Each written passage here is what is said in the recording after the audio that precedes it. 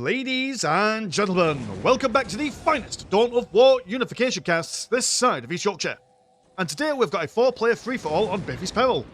Playing left hand side as the Dark Angels, we've got Salt, we've got Ghost Jet playing as the Vostroyan Firstborn, we've got Commander playing as the Farsight Enclave, and we've got T-Rex playing as the Sisters of Battle. It's been a while since we've had a 4-player free-for-all, especially on a map this kind of size. I mean, normally when we see a free-for-all, it's usually on quite a large map. So if anyone gets kind of advantage, they can kind of like sit back at home and sit on the laurels a bit. But no, not on this map. You've got 2 points in your base. Yeah, just 2 in your base and 3 out on front. So a lot of your economy is actually forward-facing. We've also got a couple of, well, should I say a quadruple amount of relics in the centre, as well as a critical location and a couple of side deposits on the far-flung sides as well. So lots to be fought over. And usually on a map this size, when someone starts getting an advantage, everyone starts teaming up and forming temporary alliances. It's all going to be about who could be the... Well, it's all about being a small bully, isn't it? About maybe capturing a little bit, sitting back and seeing what kind of opportunities you can get, and then stabbing people in the back as and when you can. I do believe probably if the centre is going to be a big hodgepodge of combat and mischief, the Farsight Enclave probably have the advantage here, because even if they lose all this stuff, a good chunk of their economy does come from those little drop pods, or should I say drop ships that come in and give them a little bit of resources. So if this game is a long one, these guys should be alright, but in the short term, I think everyone's fairly even Stevens. We are seeing a couple of listing posts being put down by Ghost Jet, and because these are the Vostroyan Firstborn, they can sit comfortably inside their places, so they don't need to really push too far forward. And if they could snag these relics, or maybe even one of the strategic points out on the far-flung sides, on the opponent's side of the beaches, are these called beaches? I mean, it's not necessarily seas, it's more like a dank river. That's another thing to mention as well, is that there's plenty of negative cover. So actually assaulting people when they've got their listing posts all upgraded and stuff will be quite difficult. So most of the fighting, usually on a map like this, happens right here. Especially for all these heavy cover bits that are knocking around on their flanks and stuff. I've seen the missionary has been pestered and bothered by the Guevasa. Well, quite competent in ranged and in close combat. So the missionary probably won't be doing all that much. But it's going to go in for a second swipe. Because why not? He's got that stick. And that stick is made for bonking. That dude has been bonked well and truly furiously. But we do also have some Guevasa over here. They're wonderfully coloured blue beams. Gotta appreciate it, man. Gotta appreciate it entirely. Sister Battle moving on the left-hand side, but the Dark Angels, they're able to get their plasma guns turrets. Which a lot of factions, when they build up their turrets, are only good against infantry when they're initially upgraded. Or when they're initially built, sorry. But yeah, plasma guns good against heavy infantry, and that's exactly what Sister Battle bring to bear. Also, the Vostroyan Firstborn, when they upgrade the listing posts, as they are doing at the moment, their first upgrade gives them a plasma gun as well, so very defensible are the Vostroyans and the Dark Angels from heavy infantry. Yeah, we're all seeing those plasma cannons coming on out. Missionary from T-Rex going all the way over here, so it's given up on this side. It's now decided to try his luck on the northernmost relic from his position, but it won't work for him. Listing post goes on top of that. Seeing the Guevasa going for that critical location in the centre. Also, Vostroyan hunters automatically come out with their sniper rifles. Slow firing rate, but they do. I mean, look, they've already taken out that poor builder there. But I do imagine they only really need one shot. Now we're going for Commander Farsight as the opening hero, which is interesting. I'd imagine in a fight like this, Commander Arachon will probably be the way forward. We can sit him on the back lines with the Guevasas and fire away without much risk of losing him. I don't think... Yeah, I mean, unless you go for Seraphins for the Sisters, which they have not. So there won't have many flanking things to go for Commander Arachon. The Vostroyans don't really have any deep striking troops. Dark Angels don't typically go for assault troops. So Arachon would have probably been the safest option to go for, but that's okay. We like it fast. We like it dangerous. Scout Marines going for the combat shotguns, as they do need their San Christi chamber to get the sniper rifles, but going for those early upgrades just to make sure that the critical location isn't being taken over by the Guevasa. It's got some regular tactical Marines capturing the relic over on this side. This turret has been finished. It's just like the framework has been left on it for whatever reason. Oh, we've also built the Vostroyan barracks over on the front lines and the sentry gun. Right, so Ghost Jet is thinking this central point is mine. I might sacrifice this area over here for the moment, but as long as we've got our front line sorted out, we can then play it by ear and see what happens. Oh, we've got mission. Have you already tier 2? Alright, okay, so Salt has gone straight for that tier 2. And a machine nave on the way, and I assume that these guys... Oh, we're going quick tier 2 for T-Rex. There's no way on God's earth knowing. Oh, no, yeah. Oh, you do reset your tier 2 from your forward outburst. Always forwards from your orbital landing flares. How about you're in tier 2 as well? And are you... does it... There's the big onion... Yes, you've got your built add-ons there. And you've got your large onion on top of your base. Right, okay, so... No major aggression. Well, I mean, there's a bit of aggression here and there, but everyone just taking up into tier 2 as quickly as humanly possible so they can then get their big stuff online. Wavas are making wonderful use of the heavy cover over here. So even the Vostroyan's sniper rifles will be shooting them down too quickly. They will get the decap on the relic over there. But no one's captured this, even though there's a flag on it. It's a lie. And plenty of plasma turrets for Sol here. Will he regret it? Probably. Good for the early game, but the moment tier 2 happens, I mean, what? We've got the Celestians down here that can... These are not Celestians, but I assume you will be building some Celestians. Although, interestingly, they've gotten for no research building to increase the armor of them. It was the first Razorback of the game, arming itself with a multi-melter. The Vostroyans are invisible. Square Vasto attempt to move on forward to secure this area. Here is Commander Arakon. And what are you firing at? Oh, it's a watch in the dark. Oh, okay, right. So he's able to detect infiltrated units. Force these guys back, although the multi-melter won't be doing that much damage to them. We need to focus on these guys. Little dwarf man sitting in the heavy cover. Speeping, peeping, or spying. There we go, I've invented a new word. Combination of sneaking and peeping. It's called speeping. You're welcome. English dictionary. I'm like Shakespeare. Just I've not written a play yet. Although I have written a musical. Check out the music playlist for the channel. It's a rip-roaring good time for everyone. No major aggression from anyone, but Sol has captured the critical location. So everyone's eyes will be on him. I do believe that it's probably going to be a critical location victory in this kind of matchup. Otherwise, the game would go on for a long, long time. Because I do believe that's probably the way that a free-for-all should be played, in all fairness. Because otherwise, it just takes forever. Because one time you start attacking someone else, then they start attacking you. You fall back, defend yourself. You're set back to the way it was. Let's look at the unit compositions at the moment. We're not seeing much from the Farsight Enclave. Just their Guevasa and their commanders. Razorback coming forward to shoot down a couple of Vostroyan hunters who are sat in the negative cover. Are you building up anything significant? You have got your Mars Fabricat and some Lightning Fighter jets. Or Lightning Strike Fighters on the way. Nothing crazy. Celestians opening up with a Veteran Superior and a couple of multi-melters. Oh, sorry, should I say one melter gun and one multi-melter. Want to get my facts straight on that. Also has finished their manufacture on the place right on the front lines. They've gone for also for Thermoplasma Generator. This one has not been captured. Are they the only one that... Yeah, they're the only ones that have gone for the Thermo. 4 minutes. You can't really forget about on a map like this. Anytime there's a Thermo available to you, always go for it. Celestians moving forward, kind of doing like a little bit of a lap around the plasma gun. But not really succeeding in all that much. All standing in the negative cover. Laying of hands on the Battle Sisters, which will kind of negate the heavy cover, but still not really where you want them to be. Space Marines getting up close and personal as a Lightning Fighter comes forward. Ah, right, and you're going to be focusing on the Razorback as these ladies focus on the Space Marines. But a multi-melter now on this Razorback. Will he be able to outclass the Lightning Fighter? It's pretty even at the moment. Morale being broken on the Space Marines, so they're not going to be contributing too much damage over here. Celestians kind of been forgot about. They're firing away at this sentry post, but not really doing all that much. Over on the distance as well, we've got some Lightning Strike Fighters. God, that's quite hard to... not very original, the naming pattern here, but they are kind of the same faction, aren't they? Well, I mean, they've got the same looking HQ at the beginning of the game. So yeah, been attacked on two fronts are the Dark Angels. They seem to be weathering the storm quite nicely. The Vostroyan aircraft seems to be more orientated towards killing vehicles. They're focusing a bit on the plasma gun and the Razorback. Looks like that the Farsight Enclave were about to move forward, but not quite. They've got their first Crisis Heavy battlesuit on the field. One aircraft has been taken down. Have you? Yeah, you have. Not taking that back to repair. Well, that's a Razorback down. And, yep.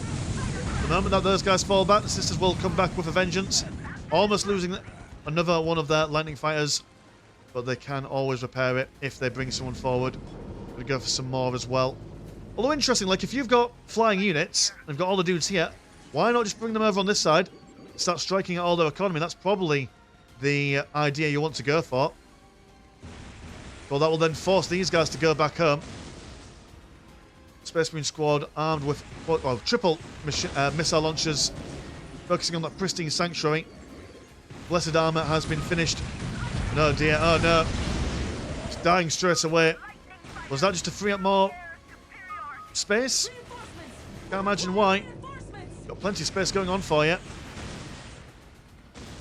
Using a heavy cover. Standing around in it. Everyone's just quite stationary at the moment. Separate engines here. Finally going to go around and build up a fair amount on that bad boy. Let's have a look at the economies while we're waiting. 85 and 40, 116 and 86, 229 and 141. That's because they've got a million blooming Orca transports on the go. And 110 and 79. So, I mean, everyone's got plenty of money on the go. So no worries on that front. Sisters using their favourability, which turns all their bullets to be good against everyone. Razorback goes down. These guys also taking quite the beating, even though they are in their heavy cover. Laying of hands, wonderful use of Faith from T-Rex here. He's reaching out, he's touching it. Which is a reference to a bit of an old song that you kids might not be aware of. We've got to respect the oldies. That's where all the music came from back in the day. But still not penetrating that mass of Dark Angels there. They're just sticking there. And they've had to... Oh, someone must have decapped that at some point. I do apologise if I missed that. In fact, I know I missed that, but some cheeky misters have done some stuff. Got a Piranha Skimmer coming forward. A mass of Vostroyan Hunters just chilling out over on that side as the sisters attempt to push on forward. But again, just like D-Day, losing a lot on those sandy beaches. Here comes the Farsight Enclave, throwing down some bloofers over there to keep those Vostroyans on the back lines. And they're just going to fall back. They're not even going to fight for it. They've got the men, they've got the firepower. I suppose in a ranged engagement, do you want to engage with the Farsight Enclave? I mean, maybe. Maybe some artillery might be the way forward. Oh, we've got some artillery from the Vostroyans. Some Stahanas, or Stahenas, or whatever. Let's fire 2 bombs at the same time. Questionable accuracy. Also got a very long-range Tesla coil on the go. Whole fleet of lightning strike fighters as well. An old sub-commander Torch Star coming over. See if they can burn the sisters, but probably don't want to fight a war on 2 fronts here. Commander Shavastos as well. I do believe that you're more oriented towards fighting vehicles. Fairly said, oh, you can also stealth people around you. Maybe. Oh, well, these guys are over here, and oh, there we go. Yeah, just ignore the front line. Go around the side, man. That's what the juicy stuff is. That's what the juicy stuff is, indeed. I suppose all the morale's been broken. Quite a lot of infantry has actually been taken out as well. Still a lot left there. But the Farsight Enclave have now got the hold on that central point. They're able just to keep on reinforcing. They've got a nice mix of commanders and infantry. Also, the Cuevasa are armed with a pulse rifle or 2. Good for sniping out people from a distance. Listening posts have here been upgraded with a glass cannon of some description to take on that resource extractor. Here come sisters again. Thanks to more holy bullets. Mortis Dreadnought goes down. Celestials with no upgrades though. I suppose you don't need it if you're going to fire literal faith at your opponent. Constant pushing back and forth from the sisters down over on the bottom left hand side. The manufacturer has taken a bit of a beating. They are going to go for some more lightning fires and a immolator. I assume an exorcist would be what you want against all this infantry down here. They're quite useful as well because you can't really push into this side at the moment. Tower will knock you around with their long range fire. These guys will flank it. The heavy cover. Blast them all from a distance. It's no threat to you. No threat to your hearth and home. Just the missile launchers continue to fire at the Manufactorum. Hunters shooting away. And I do believe, are you good against commanders? Hold on. Let me click on them. Oh no, just infantry and morale. Those commanders, like I say every time, because I keep on forgetting, snipers are not very good against commanders. And fighters over here. Let's move around the flanks of the Dark Angels as the Vostroyans make a big push into the centre. Morale being broken on all these frontline Guevasa. And they've got no line of detection on the Vostroyan Hunters. So, woe to those infantry. Celestians still not equipped with the correct weaponry to take on the Mortis Dreadnoughts. Really need to get online soon. These ladies could absolutely smash up these Dreadnoughts. Lickety split if they wanted to. Still standing in that negative cover as well. Vostroyan Hunters moving forward, pushing the Guevasa back.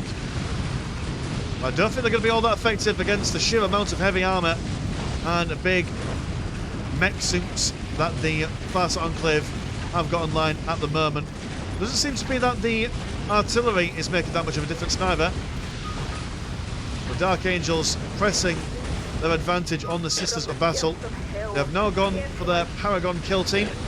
And they've got like one of each. Power Mace, Ministorm Heavy Flamer, and a Mastercraft Power Sword.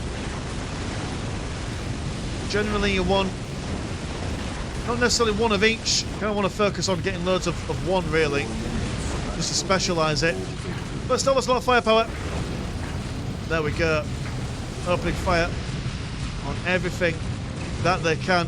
Whereas on the critical location in the middle, are the Orcas equipped with big guns? I suppose they are. Okay, alright. Blasting those guys down, that flying fleet. No trouble at all. Mortis Dreadnoughts are still standing around, point blank refusing to die. Please, T-Rex, I know that you can't hear me because this game happened in the past. But let me astral project myself into the time machine. There we go. Look at the eyes. He hears me.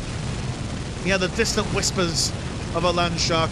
Oh, that wasn't the Orca transport. That was a Arca cannon. Okay, fair enough. There we go. Now for that weaponry online. Fall down a little bit quicker, though maybe a little bit too little too late. Here comes the Confessor. And if he can get a big old smite down on this infantry here, it'll be a massive boon for him. We're also seeing Ghost Jet using a lot of those cameras just to get a look at seeing what's going on. Ooh-wee! Quite a tight engagement going on there. Here comes one of you. You are a... let me click on you. A Razor Shark flying in the air. And the critical location in the centre still controlled by the Farsight Enclave. Sisters now moving into the Dark Angel stuff. The Vostroyans attempting as best they can to shake off the Tau, but it doesn't seem like they've got any chance of that at the moment. The composition focusing way too much on those Vostroyan Hunters. So like I say, the infantry will be taken care of, but the actual problem is the commanders. Surprised that they haven't gone for their big old tanks. Going on into tier 4 at the moment. I assume they're probably just hoping that the Dark Angels or the Sisters will take care of them, but they're too busy fighting each other. 2 minutes till take and hold victory. Is anyone going to even notice how the Tau have taken control of it? I mean, what's your economy at the moment? Oh yeah, you've got £1 million to spend. A very healthy economy. Just showing the power of the Farsight Enclave. Started the game, or should I say started the patch, in probably one of the weaker factions. At the moment people understand how they work. Just want to really pop off. Swordfish gunship. 2 rail cannons on the front. Also gone for the infiltrated, what are you called? The... select you. The Remora drone. Which is surprisingly tanky for what it is. We played a game a couple of weeks ago where these guys just walked to the base. Now impossible to take out. Is anyone going to push forward? Anyone going to attempt to take on the Tau? 1 minute. 1 minute to take an all victory. Someone's going to push, come on. Someone's going to give us a little bit of action. A little bit of traction. The artillery is just not shifting them at all. The cannon actually blasting an artillery piece off in a distance. We'll also do the same to this guy as well. kind of vision have you got? Oh, right. Every time these guys fire, they're able to speed. They're able to see them. All right, you're just gonna let these guys win then? Okay. All right. Fair enough. 30 seconds. You're gonna send people straight over right away. Well, that's the sisters blown up, and that is the Farsight Enclave winning. Oh no! Someone tried to go around the flanks, but they were spotted. Okay, well, that could have been quite a wonderful teamwork. Everyone pushing into the middle and doing something, but everyone said, nah, that's okay. Let the Farsight win. Which, I mean, isn't that nice of them, I guess? But, no, that's a short and sweet game. I mean, it certainly showed the defensive capacity of the... I mean, did it show them? It didn't really show much of a defensive capacity because no one really attacked them, apart from some Tier 1 capping units and a couple of flying units with some artillery being brought back. How much money did you have left over? Oh, you had plenty of money. You could have just, like, bought... Like, I mean, you didn't need to go to Tier 4. You could have just bought loads of Lehman Russes and just absolutely rolled face over all these guys. Or at least done something. Something rather than just destroying hunters. But hey, oh, that's the way things happen. And yeah, you know, in the middle of a game, maybe sometimes your judgment is impaired. I mean, I know certainly because I'm bloody rubbish at playing games. You can talk about it all day long, but as you're playing them, gosh darn it, it's nigh impossible. So anyway, yes, cheers boys for sending that game into the Discord. And if you want to support the channel, have a look at the old Patreon. £1 a month gets you once a game a week. And there is also Discord, where Discord things happen. Links in the description as always. Mine's been Mr. Landshark. Pleasure as always, never choke. Now, see you in a bit. Peace.